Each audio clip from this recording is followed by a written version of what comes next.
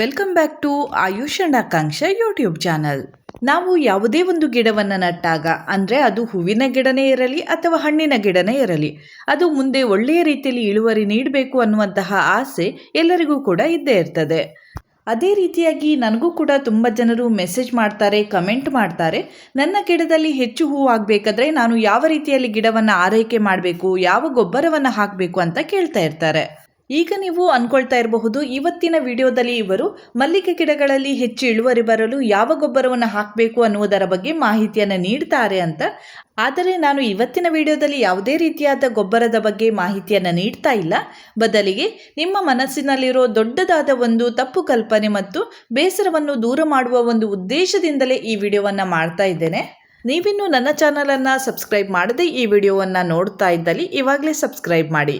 ಹೆಚ್ಚಿನ ಮಲ್ಲಿಗೆ ಕೃಷಿಕರು ಈ ಒಂದು ವಿಷಯದ ಬಗ್ಗೆ ಯಾವಾಗಲೂ ಕೂಡ ಆಲೋಚನೆ ಮಾಡ್ತಾ ಇರ್ತಾರೆ. ಆ ವಿಷಯ ಏನಂದರೆ, ಬೇರೆಯವರ ಮಲ್ಲಿಗೆ ಗಿಡದಲ್ಲಿ ಅಷ್ಟೊಂದು ಹೂವು ಆಗ್ತಾ ಇದೆ, ಅವರು ಒಳ್ಳೆ ರೀತಿಯಲ್ಲಿ ಸಂಪಾದನೆಯನ್ನು ಮಾಡ್ತಾ ಇದ್ದಾರೆ, ಆದರೆ ನನ್ನ ಗಿಡದಲ್ಲಿ ಅಷ್ಟೊಂದು ಹೂವು ಆಗ್ತಾ ಇಲ್ಲ, ನಾನು ಹಾಕಿದ ಗೊಬ್ಬರ ಸರಿ ಆಗಲಿಲ್ವಾ, ಅಥವಾ ನಾನು ಈ ಕೃಷಿಯನ್ನು ಮಾಡುತ್ತಿರುವ ಒಂದು ವಿಧಾನ ಸರಿ ಇಲ್ವಾ, ಈ ಎಲ್ಲ ಪ್ರಶ್ನೆಗಳು ಹೆಚ್ಚಿನ ಮಲ್ಲಿಗೆ ಕೃಷಿಕರಲ್ಲಿ ಬರ್ತಾ ಇರ್ತದೆ. ಆದರೆ ನೀವು ಮೊದಲಿಗೆ ಈ ರೀತಿಯಾದ ನಕಾರಾತ್ಮಕ ಪ್ರಶ್ನೆಗಳನ್ನು ಮನಸ್ಸಿನಿಂದ ತೆಗೆದು ಹಾಕಬೇಕಾಗ್ತದೆ. ಯಾಕಂದರೆ ಮಲ್ಲಿಗೆ ಕೃಷಿ ಅನ್ನುವಂತಹದ್ದು ಅಷ್ಟು ಬೇಗನೆ ಸಕ್ಸಸ್ ಕಾಣುವಂತಹ ಒಂದು ವಿಷಯ ಅಲ್ಲ. ಮಲ್ಲಿಗೆ ಕೃಷಿ ಅಂತಲ್ಲ, ನಾವು ಯಾವುದೇ ಒಂದು ಕೃಷಿಯನ್ನು ಪ್ರಾರಂಭಿಸಿದಾಗ ಅದರಲ್ಲಿ ತುಂಬಾನೇ ಶ್ರಮ ಪಡಬೇಕಾಗ್ತದೆ, ತಾಳ್ಮೆಯಿಂದ ಆ ಕೃಷಿಯನ್ನು ಮುಂದುವರಿಸಬೇಕಾಗ್ತದೆ. ಆಗ ಮಾತ್ರ ನಾವು ಈ ಮಲ್ಲಿಗೆ ಕೃಷಿಯಲ್ಲಿ ಮುಂದೊಂದು ದಿನ ಸಕ್ಸಸ್ ಅನ್ನು ಕಾಣಬಹುದು. ಇನ್ನು ಕೆಲವು ಮಲ್ಲಿಗೆ ಕೃಷಿಕರು ಆಗ ತಾನೇ ಮಲ್ಲಿಗೆ ಗಿಡವನ್ನು ನಟ್ಟಿರ್ತಾರೆ, ಅಥವಾ ತುಂಬ ಚಿಕ್ಕ ಚಿಕ್ಕ ಗಿಡಗಳು ಇರ್ತದೆ, ಅಂದರೆ ಸಾಧಾರಣ 6 ತಿಂಗಳ ಗಿಡ ಅಥವಾ 1 ವರ್ಷದ ಒಳಗಿನ ಗಿಡಗಳು ಇರ್ತದೆ. ಅವರು ಕಂಪೇರ್ ಮಾಡುವಂತಹ ಗಿಡಗಳು ಯಾವುದಂದ್ರೆ, ಯಾರ ಮನೆಯಲ್ಲಿ ದೊಡ್ಡ ದೊಡ್ಡ ಗಿಡಗಳಿವೆ ಅವರ ಒಂದು ಗಿಡಕ್ಕೂ ಹಾಗೂ ಈ ಚಿಕ್ಕ ಚಿಕ್ಕ ಗಿಡಕ್ಕೂ ಕಂಪೇರ್ ಮಾಡ್ತಾರೆ. ಹಾಗೆ ಅವರ ಗಿಡದಲ್ಲಿ ತುಂಬ ಇಳುವರಿ ಬರ್ತದೆ, ನನ್ನ ಗಿಡದಲ್ಲಿ ಸ್ವಲ್ಪವೇ ಹೂವು ಆಗ್ತದೆ, ನನ್ನ ಗಿಡದಲ್ಲೂ ಕೂಡ ಅವರ ಗಿಡಗಳಂತೆ ತುಂಬಾನೇ ಇಳುವರಿ ಬರಬೇಕು, ಹೆಚ್ಚು ಹೆಚ್ಚು ಹೂವನ್ನು ನಾನು ಪಡೆಯಬೇಕು, ಅದಕ್ಕಾಗಿ ನಾನು ಏನಾದರೂ ಮಾಡಬೇಕು ಅನ್ನುವಂತಹ ಒಂದು ಆಲೋಚನೆ ಮಾಡುವವರು ತುಂಬ ಕೃಷಿಕರಿದ್ದಾರೆ. ಆದರೆ ನೀವೇ ಒಮ್ಮೆ ಆಲೋಚಿಸಿ ನೋಡಿ, ಚಿಕ್ಕ ಗಿಡಕ್ಕೂ ಹಾಗೂ ದೊಡ್ಡ ಗಿಡಕ್ಕೂ ಕಂಪೇರ್ ಮಾಡುವುದು ಸರಿಯಾ ಅಥವಾ ತಪ್ಪಾ ಅಂತ. ಅಂದರೆ ತಪ್ಪು ಅಂತ ಹೇಳುವುದಿಲ್ಲ, ಎಲ್ಲರಿಗೂ ಕೂಡ ಆಸೆ ಇದ್ದೇ ಇರ್ತದೆ, ನಮ್ಮ ಗಿಡದಲ್ಲೂ ಕೂಡ ತುಂಬ ಹೂ ಆಗಬೇಕು ಅನ್ನುವಂತಹ ಆಸೆ ಇರ್ತದೆ. ಆದರೆ ಮುಂದಿನ ದಿನಗಳಲ್ಲಿ ನಮ್ಮ ಗಿಡದಲ್ಲಿ ಅದೇ ರೀತಿಯಾದ ಹೂವು ಆಗಬಹುದು ಅನ್ನುವಂತಹ ನಿರೀಕ್ಷೆಯಲ್ಲಿ ಇರಬೇಕಾಗ್ತದೆ. ಅದು ಬಿಟ್ಟು ಇವಾಗಲೇ ಈ ಚಿಕ್ಕ ಗಿಡದಲ್ಲೂ ಕೂಡ ತುಂಬ ಹೂವು ಆಗಬೇಕು ಅನ್ನುವಂತಹ ಆಸೆಯನ್ನು ಪಡಬಾರ್ದು. ನೀವು ಗಿಡಗಳು ಚಿಕ್ಕದಿದ್ದಾಗ ಎಷ್ಟೇ ಒಳ್ಳೆಯ ಗೊಬ್ಬರ, ದುಬಾರಿ ಗೊಬ್ಬರ ಹಾಕಿದ್ರೂ ಕೂಡ ಗಿಡಗಳಲ್ಲಿ ಸ್ವಲ್ಪವೇ ಹೂವು ಆಗ್ತದೆ. ಗಿಡಗಳು ಚಿಕ್ಕದಿದ್ದಾಗ ನಾವು ಅದಕ್ಕೆ ಹಾಕುವಂತಹ ಗೊಬ್ಬರಗಳು ಹೆಚ್ಚಾಗಿ ಬೇರಿನ ಒಂದು ಬೆಳವಣಿಗೆಗೆ ಉಪಯೋಗವಾಗ್ತದೆ. ಹಾಗೆ ಗೆಲ್ಲುಗಳು, ರೆಂಬೆಗಳು ಈ ರೀತಿಯಾದ ಒಂದು ಬೆಳವಣಿಗೆಗೆ ಅದು ಉಪಯೋಗಿಸಿಕೊಳ್ತದೆ.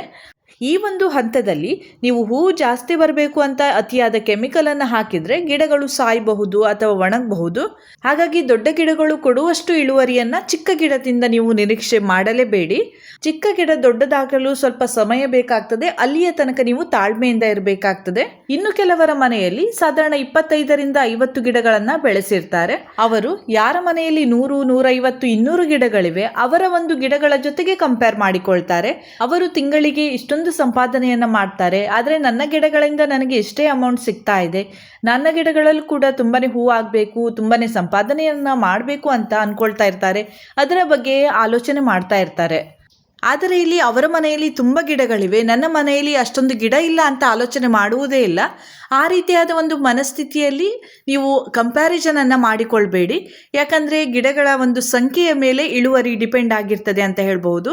ನಿಮಗೂ ಕೂಡ ಹೆಚ್ಚಿನ ಇಳುವರಿ ಬೇಕು, ಹೆಚ್ಚು ಸಂಪಾದನೆಯನ್ನು ಮಾಡಬೇಕು ಅಂತ ಇದ್ದಲ್ಲಿ ನೀವು ಹೆಚ್ಚಿನ ಗಿಡಗಳನ್ನು ನೆಡಬೇಕಾಗ್ತದೆ. ನೀವು ಗಿಡಗಳನ್ನು ಹೆಚ್ಚಿಗೆ ನಟ್ಟಷ್ಟು ಕೆಲಸವೂ ಕೂಡ ಜಾಸ್ತಿ ಇರ್ತದೆ, ಅದನ್ನು ಕೂಡ ಒಮ್ಮೆ ಗಮನಿಸಬೇಕಾಗ್ತದೆ.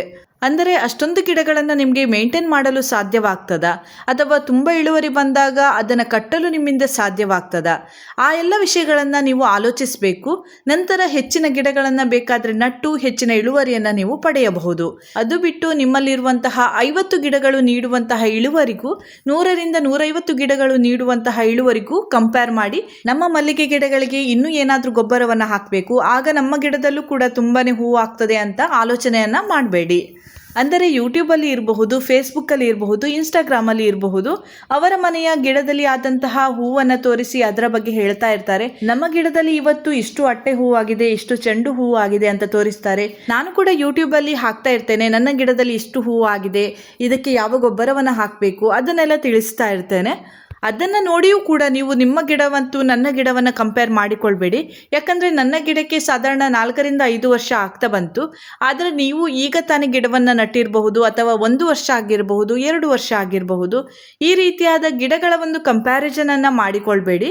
ಇನ್ನು ನಾನು ನನ್ನ ಗಿಡದಲ್ಲಿ 1 ಸಾಲು 2 ಸಾಲು ಹೂವಾದರೂ ಕೂಡ ಅದನ್ನು ವಿಡಿಯೋ ಮಾಡಿ ತೋರಿಸ್ತೇನೆ. ಯಾಕಂದರೆ ಯಾರೂ ಕೂಡ ಬೇಸರ ಪಟ್ಕೊಳ್ಬಾರ್ದು. ಎಲ್ಲರ ಗಿಡದಲ್ಲೂ ಕೂಡ ಕೆಲವೊಮ್ಮೆ ಕಡಿಮೆ ಹೂವು ಆಗ್ತದೆ, ಕೆಲವೊಮ್ಮೆ ಜಾಸ್ತಿ ಹೂವು ಆಗ್ತದೆ. ಈ ವಿಷಯ ಎಲ್ಲರಿಗೂ ತಿಳಿದಿರಬೇಕು ಅಂತ ನಾನು ಅದನ್ನು ಕೂಡ ವಿಡಿಯೋ ಮಾಡಿ ಹಾಕ್ತೇನೆ. ಆದರೆ ಹೆಚ್ಚಾಗಿ ಅದನ್ನು ಯಾರೂ ಗಮನಿಸುವುದಿಲ್ಲ. ಯಾವಾಗ ನನ್ನ ಗಿಡದಲ್ಲಿ ತುಂಬ ಹೂವಾಗಿದೆ ಅಂತ ನಾನು ವಿಡಿಯೋ ಮಾಡಿ ಹಾಕ್ತೇನೆ, ಆ ದಿನ ನನಗೆ ಕಮೆಂಟ್ ಜಾಸ್ತಿ ಇರ್ತದೆ. ನಿಮ್ಮ ಗಿಡಕ್ಕೆ ನೀವು ಯಾವ ಒಂದು ಗೊಬ್ಬರವನ್ನು ಹಾಕ್ತೀರಾ, ಗಿಡಗಳನ್ನು ಯಾವ ರೀತಿ ಮೇಂಟೈನ್ ಮಾಡ್ತೀರಾ, ಪ್ಲೀಸ್ ತಿಳಿಸಿ ಅಂತ ಹೇಳ್ತಾರೆ. ಹೀಗೆ ನನ್ನ ಗಿಡದಲ್ಲಿ ಅಪರೂಪದಲ್ಲಿ ತುಂಬ ಹೂವು ಆಗ್ತದೆ, ಅದನ್ನು ನಾನು ವಿಡಿಯೋ ಮಾಡಿ ಹಾಕಿರ್ತೇನೆ. ಆದರೆ ನೋಡುವವರು ಏನು ಅಂದ್ಕೊಳ್ತಾರೆ ಅಂದರೆ ಪ್ರತಿದಿನವೂ ಕೂಡ ಇಷ್ಟೊಂದು ಹೂವು ಆಗ್ತದೆ ಅಂತ ಅಂದ್ಕೊಂಡಿರ್ತಾರೆ. ಈ ಒಂದು ತಪ್ಪು ತಿಳುವಳಿಕೆಯಿಂದ ನೀವು ಹೊರಬರಬೇಕಾಗ್ತದೆ. ಹಾಗೆ ಇತ್ತೀಚೆಗೆ ತುಂಬಾ ಜನರು ಈ ಮಲ್ಲಿಗೆ ಕೃಷಿಯ ವಿಡಿಯೋಸ್ಗಳನ್ನು ಮಾಡಿ ಹಾಕ್ತಾ ಇರ್ತಾರೆ. ನೀವು ಪ್ರತಿಯೊಂದು ವಿಡಿಯೋಸ್ಗಳನ್ನು ನೋಡಿ ಅವರು ನೀಡುವಂತಹ ಟಿಪ್ಸ್ಗಳನ್ನೆಲ್ಲ ಫಾಲೋ ಮಾಡಿ. ಆದರೆ ಅವರ ಗಿಡಕ್ಕೂ ನಿಮ್ಮ ಗಿಡಕ್ಕೂ ಯಾವತ್ತೂ ಕೂಡ ಕಂಪೇರ್ ಮಾಡಲಿಕ್ಕೆ ಹೋಗಬೇಡಿ. ಯಾಕಂದ್ರೆ ನಾನು ಆವಾಗ ಹೇಳಿದಂತೆ ಅವರ ಮನೆಯಲ್ಲಿ ತುಂಬಾ ಗಿಡಗಳು ಇರಬಹುದು, ನಿಮ್ಮ ಮನೆಯಲ್ಲಿ ಸ್ವಲ್ಪವೇ ಗಿಡಗಳು ಇರಬಹುದು. ಹಾಗೆ ಅವರ ಗಿಡಗಳು ದೊಡ್ಡದಾಗಿರಬಹುದು, ನಿಮ್ಮ ಗಿಡಗಳು ಚಿಕ್ಕದಾಗಿರಬಹುದು. ಹಾಗೆ ನೀವು ಗಿಡವನ್ನ ತಂದಂತಹ ನರ್ಸರಿ ಬೇರೆ ಆಗಿರ್ತದೆ, ಅವರು ತಂದಂತಹ ನರ್ಸರಿ ಬೇರೆ ಆಗಿರ್ತದೆ. ಆಗಲೂ ಕೂಡ ಇಳುವರಿಯಲ್ಲಿ ಡಿಫರೆನ್ಸ್ ಕಾಣಿಸ್ತದೆ. ಇನ್ನು ಅವರು ಗಿಡವನ್ನು ನಟ್ಟಂತಹ ಜಾಗದಲ್ಲಿ ಒಳ್ಳೆಯ ಬಿಸಿಲು ಬೀಳ್ತಾ ಇರಬಹುದು, ನೀವು ನಟ್ಟಿರುವಂತಹ ಜಾಗದಲ್ಲಿ ಅಷ್ಟೊಂದು ಬಿಸಿಲು ಬೀಳದೇ ಇರಬಹುದು, ಅಥವಾ ಮರ ಗಿಡಗಳು ಹತ್ತಿರದಲ್ಲಿ ಇರಬಹುದು. ಹೀಗೆ ಅನೇಕ ರೀತಿಯಾದ ವ್ಯತ್ಯಾಸಗಳನ್ನು ನಿಮ್ಮ ಗಿಡದಲ್ಲೂ ಹಾಗೂ ಬೇರೆಯವರ ಗಿಡದಲ್ಲೂ ನೀವು ಕಾಣಬಹುದು. ಇನ್ನು ಮಣ್ಣಿನ ವಿಷಯಕ್ಕೆ ಬಂದಾಗ, ಒಳ್ಳೆಯ ಮಣ್ಣಿನಲ್ಲಿ ನಟ್ಟಂತಹ ಮಲ್ಲಿಗೆ ಗಿಡಗಳಲ್ಲಿ ಒಳ್ಳೆಯ ಇಳುವರಿ ನಮಗೆ ಸಿಗ್ತದೆ. ಹಾಗೆ ನೀವು ಕೆಲವೊಮ್ಮೆ ಸಿಕ್ಕಂತಹ ಮಣ್ಣನ್ನೆಲ್ಲ ಹಾಕಿ ನೀವು ಗಿಡವನ್ನು ನಡ್ತೀರಾ, ಆಗ ನಿಮ್ಮ ಗಿಡದಲ್ಲಿ ಒಳ್ಳೆಯ ಇಳುವರಿ ಬರುವುದಿಲ್ಲ. ಇದನ್ನು ಕೂಡ ನೀವು ಗಮನಿಸಬೇಕಾಗ್ತದೆ. ಹೀಗೆ ನಿಮ್ಮ ಗಿಡದಲ್ಲೂ ಹಾಗೂ ಒಳ್ಳೆಯ ಒಂದು ಇಳುವರಿ ನೀಡುವಂತಹ ಗಿಡದಲ್ಲೂ ತುಂಬಾ ವ್ಯತ್ಯಾಸಗಳಿರ್ತವೆ. ಅದನ್ನೆಲ್ಲ ನೀವು ಗಮನಿಸಬೇಕು. ಅದು ಬಿಟ್ಟು ಇಳುವರಿ ನಮ್ಮ ಗಿಡದಲ್ಲಿ ಕಡಿಮೆ ಬರ್ತದೆ, ಅವರ ಗಿಡದಲ್ಲಿ ಮಾತ್ರ ಹೆಚ್ಚಿಗೆ ಬರ್ತದೆ ಅಂತ ನೀವು ಟೆನ್ಷನನ್ನು ಮಾಡಿಕೊಳ್ಬಾರ್ದು. ಮುಂದೊಂದು ದಿನ ನಿಮ್ಮ ಗಿಡದಲ್ಲೂ ಕೂಡ ಒಳ್ಳೆಯ ಒಂದು ಇಳುವರಿ ಬಂದೇ ಬರ್ತದೆ. ಹಾಗೆ ನೀವು ಈ ಬಗ್ಗೆ ಬೇರೆಯವರ ಹತ್ತಿರ ಕೇಳಿ ಅವರು ಹೇಳಿದಂತಹ ಮೆಡಿಸಿನ್ ಎಲ್ಲ ಹಾಕುವುದು, ಬೇರೆ ಬೇರೆ ರೀತಿಯಾದ ಗೊಬ್ಬರಗಳನ್ನು ಗಿಡಕ್ಕೆ ಹಾಕುವುದೆಲ್ಲ ಮಾಡಬೇಡಿ. ಯಾಕಂದರೆ ಅತಿಯಾದರೆ ಅಮೃತವೂ ವಿಷ ಅಂತ ಹೇಳ್ತಾರೆ. ಸಿಕ್ಕಂತಹ ಎಲ್ಲ ಮೆಡಿಸಿನನ್ನು ನೀವು ಗಿಡಕ್ಕೆ ಹಾಕಿ ಗೊಬ್ಬರಗಳನ್ನು ಹಾಕಿದಾಗ ಗಿಡಗಳು ಸಾಯಬಹುದು. ಇನ್ನು ಬೇರೆಯವರು ಹೇಳಿದಂತಹ ಗೊಬ್ಬರವನ್ನು ನಿಮ್ಮ ಗಿಡಕ್ಕೆ ಹಾಕಬೇಕು ಅಂತ ಇದ್ದಲ್ಲಿ 15 ದಿನದ ಅಂತರದಲ್ಲೇ ಹಾಕಿ. ಇವತ್ತು ಒಂದು ಗೊಬ್ಬರವನ್ನು ಹಾಕಿ ನಾಳೆ ಅದರಲ್ಲಿ ಒಳ್ಳೆಯ ರಿಸಲ್ಟ್ ಬರಲಿಲ್ಲ ಅಂತ ನಾಡಿದ್ದೇ ಇನ್ನೊಂದು ಗೊಬ್ಬರವನ್ನು ಹಾಕಲಿಕ್ಕೆ ಹೋಗಬೇಡಿ. ನೀವು ಒಮ್ಮೆ ಹಾಕಿದಂತಹ ಗೊಬ್ಬರ ಸರಿಯಾದ ಒಂದು ರಿಸಲ್ಟ್ ಅನ್ನು ನೀಡಲಿಕ್ಕೆ 15 ರಿಂದ 20 ದಿನ ಆದರೂ ಬೇಕಾಗ್ತದೆ.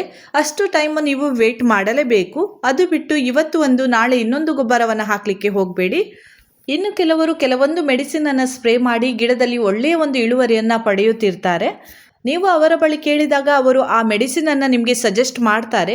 ನೀವು ಅದನ್ನು ತೆಗೆದುಕೊಂಡು ಹೋಗಿ ಚಿಕ್ಕ ಚಿಕ್ಕ ಗಿಡಗಳಿಗೆ ಸ್ಪ್ರೇ ಮಾಡಲಿಕ್ಕೆ ಹೋಗಬೇಡಿ. ಇದರಿಂದ ಗಿಡದ ಆಯಸ್ಸು ಕಡಿಮೆ ಆಗಬಹುದು ಅಂತ ಹೇಳ್ತಾರೆ. ಹಾಗಾಗಿ ಕೆಮಿಕಲ್ ಸ್ಪ್ರೇಯನ್ನು ಮಾಡುವುದಿದ್ದರೂ ಕೂಡ ಸ್ವಲ್ಪವೇ ಪ್ರಮಾಣದಲ್ಲಿ ಮಾಡಿ. ಗಿಡಗಳು ದೊಡ್ಡದಾದ ನಂತರ ಸ್ವಲ್ಪ ಜಾಸ್ತಿ ಪ್ರಮಾಣದಲ್ಲಿ ಮಾಡಬಹುದು.